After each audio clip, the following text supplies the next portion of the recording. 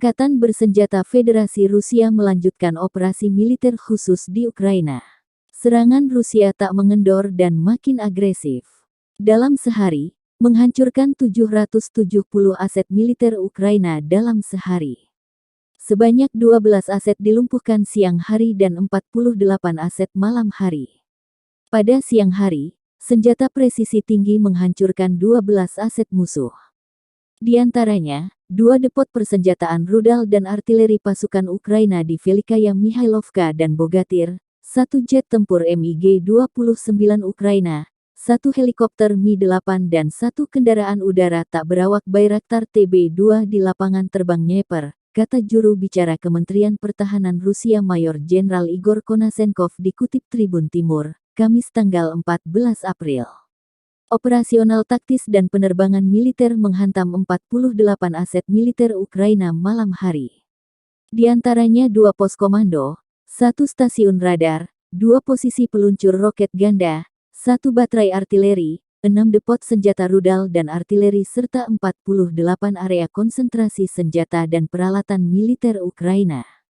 Pasukan rudal dan artileri menghantam 770 aset, termasuk 9 pos komando, 101 titik kuat, 548 area konsentrasi tenaga dan senjata Ukraina, 110 posisi penembakan artileri, 1 sistem rudal anti-pesawat S-300 dan 1 depot amunisi.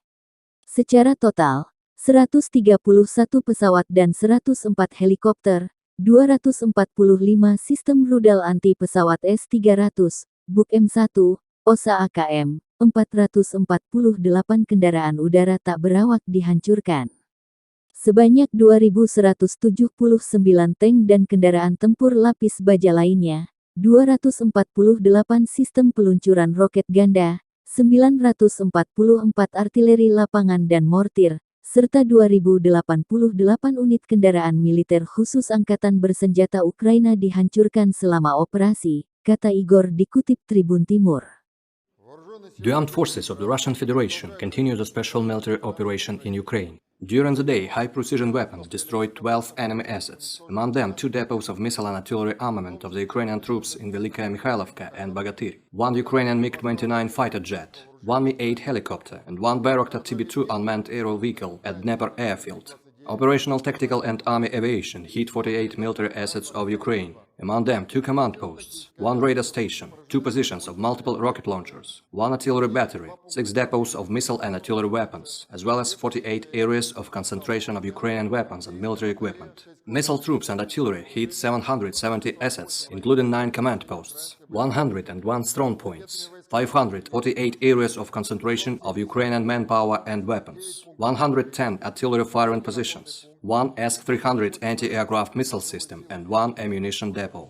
In total, 131 aircraft and 104 helicopters, 245 anti-aircraft missile systems S-300 Buk M1 OSA AKM, 448 unmanned aerial vehicles, 2,179 tanks and other armored combat vehicles, 248 multiple launch rocket systems, 944 field artillery and motors, as well as 2,088 units of special military vehicles of the armed forces of Ukraine were destroyed during the operation.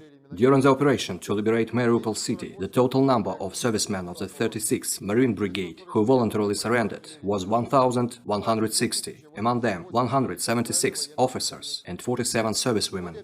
During the operation to liberate Mariupol city, another 134 Ukrainian servicemen, including 14 officers, voluntarily surrendered overnight. A total of 1,160 Ukrainian servicemen of the 36th Marine Brigade voluntarily surrendered, among them 176 officers.